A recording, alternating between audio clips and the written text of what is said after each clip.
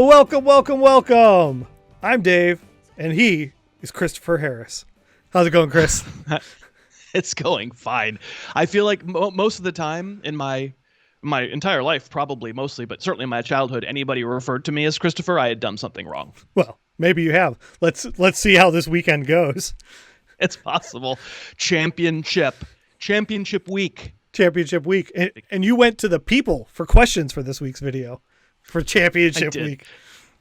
I did indeed. Yeah, the thought was, okay, rather than me trying to judge about what player people are trying to start or not start after we've been through an entire season of kind of knowing what these players are, and being vexed by the situations, I would just ask Twitter, @HarrisFootball. I asked, and we got a few answers. So people are like, hey, talk about this guy.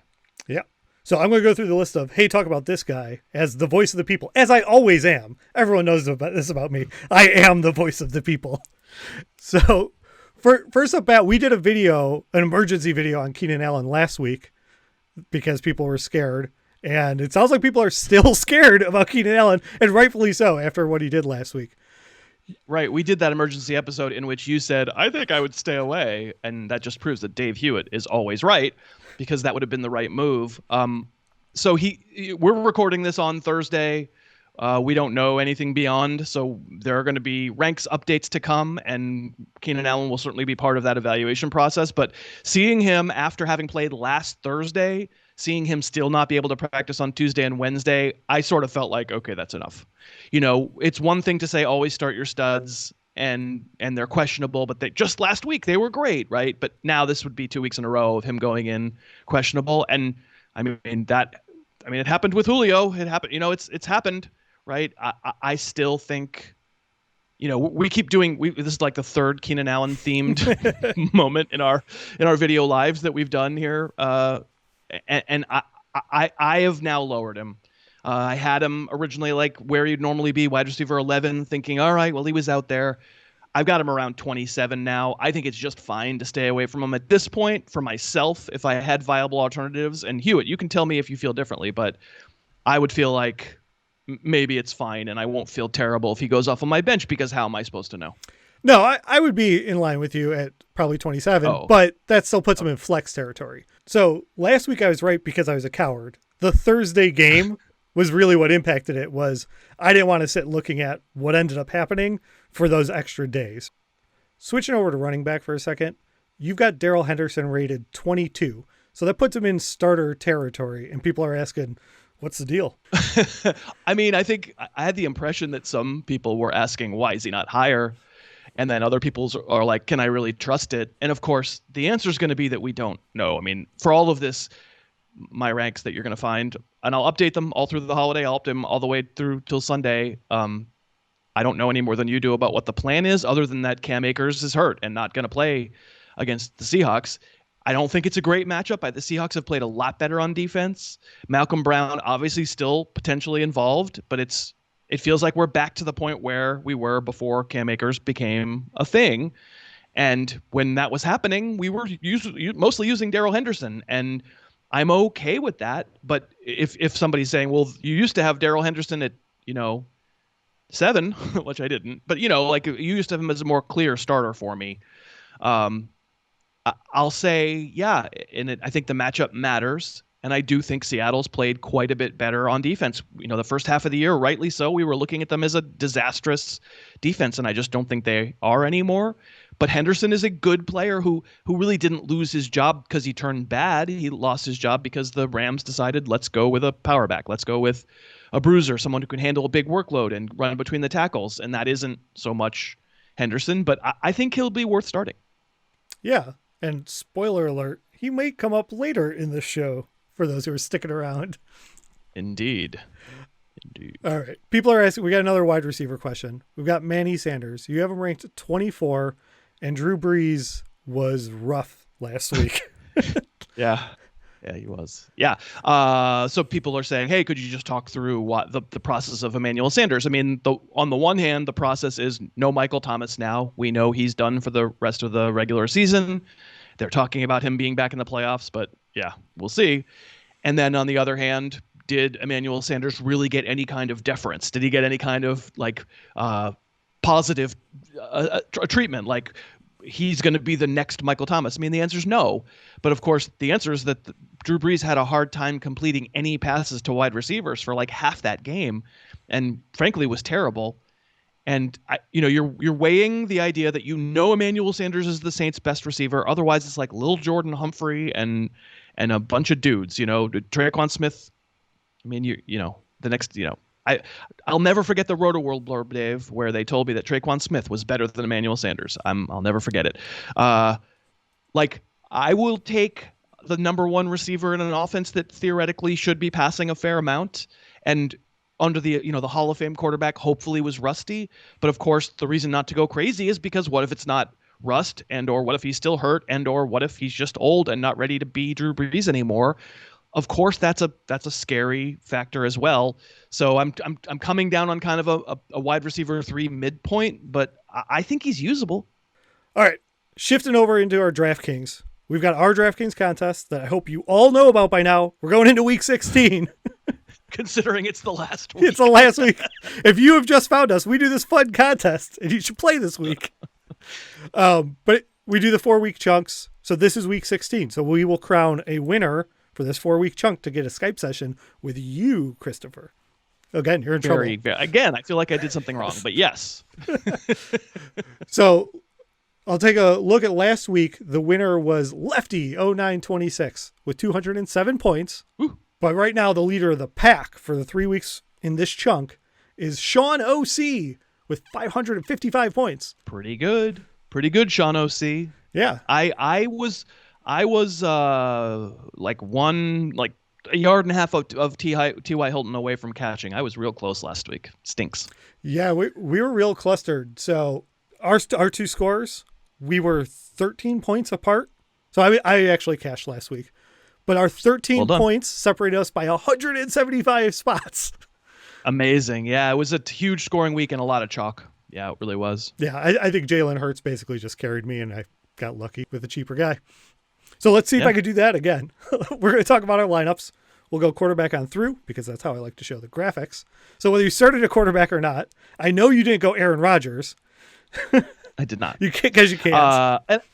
And we'll just say, I assume you've put a link up or something like that. But if you're starting up a DraftKings account, use the promo code HarrisTube, and that'll get you a free contest. And then you click the link that Dave is no doubt putting up, and that gets you to our private contest for week 16. We'd love to have you.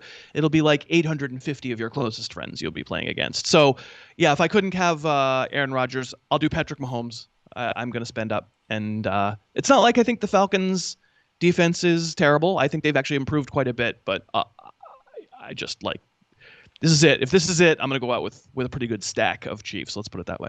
All right. Yeah. I've looked, like, it feels like DraftKings and the NFL all came together to conspire against you. Because when you had Rodgers, you were rolling for a bit there. Now you've had a couple of weeks. I know. You've had to pivot. I cashed like 3 out of 4 weeks, 3 or 5 weeks. Yeah. I went a little cheaper, not crazy, but I went with Baker Mayfield at 6,100. Yeah, I definitely considered him. Also considered Justin Herbert. I considered Deshaun Watson. I think there's solutions out there. The Mayfield matchup against the Jets is, I had a Mayfield Jarvis Landry stack for a while. Oh, spoiler. Come on, Chris. Well, I don't know what you damn picked. Where'd you go running back? I am doing I don't know because I don't keep track of these things, but it maybe is the biggest studs and duds I've ever done in DraftKings ever. I'm spending. I'm going right back to David Montgomery at 7,700. I think I've had him each of the last 3 weeks. It's just the matchups have worked out great. I don't know if you know this, but he's now a top 10 running back in fantasy. He's amazing. This Bears fan is not prepared to handle that kind of stuff, and it's all over the internet. And I just look at it. It's coming. Oof. Good luck. Good luck. So the other one I did was Miles Sanders against the Cowboys. Like it a lot. So we match on Miles Sanders at 7,000. Okay. Maybe it's just my relationship with the Bears. I couldn't spend 7,700 for Montgomery. It's a lot. It's a lot. I looked back because I had a little sticker shock. In week 12, just a few weeks ago, he was 5,300. And I was like, yeah, that was comfortable. This scares me off. But I paid for Ekeler at 7,600. So I only saved $100 and went with Austin Ekeler. Sure, and I mean, especially if David Montgomery remembers he's David Montgomery, it's probably going to wind up being a good move. We'll see. Hopefully not. I want him to do well for you and the Bears, but we'll see. So I think there's a lot of mid-range running backs, and you mentioned one of them that we're going to talk about in a little while. But you could find, if you don't want to spend it, but running back, the list is long. I mean, we've talked about Le'Veon Bell, 5,800. No Clyde Edwards-Helaire. That seems like a good spot. J.D. McKissic, 6,400. Let's make sure Alex Smith plays. And actually, as of our recording this, that is not clear. But if he does, I like McKissic a lot at that price. Melvin Gordon at 5,600, coming off a 2-touchdown game. Giovanni Bernard at 4,600. I don't love it for real life, for season long fantasy, for the only fantasy that matters. In your championship game, I don't love using Bernard because he's been awful until he played the best run defense in the league. He's been awful. But he gets Houston, and he's cheap in DraftKings, so I would look at it. And if you wanted to go really cheap, it'd be really cheap. You'd certainly be shooting the moon. But Ito Smith, what is he, 4,000? And he's getting at least half the workload, if not more. And they play the Chiefs, which you can imagine a scenario where he gets used. Yeah, I looked at, on your list, I looked at Ito to go cheap and McKissic. I actually couldn't afford McKissic for flex, and we'll get there later. Yeah. Yeah, me too. I also had just made a video with you that talked about how we got to make sure Alex Smith plays. So that was in my mind of going, maybe that's a Sunday issue. Maybe when we tink, we deal with that. You can tink. Everybody who watches the YouTube channel and doesn't listen to the podcast and hears us say tink, they're like, what is happening? Am I at a stroke? I'm not hearing the last syllables of words. Anyone who watches this and doesn't listen to you and Mitch do your hilarity is just missing out anyway. So go find the podcast if you aren't listening. The tank. So I did stack Tyreek Hill with Patrick Mahomes. I'm just going to ride it. They produce every single week. And if they don't, then I actually think that pick's going to be they're insanely expensive. And I still think it's going to be kind of chalk, to be honest. Do you? Yeah, I think you're right. They were too expensive for me to swing because I could see the rest of your lineup. We'll get to how you afforded that. It's not good. Yeah.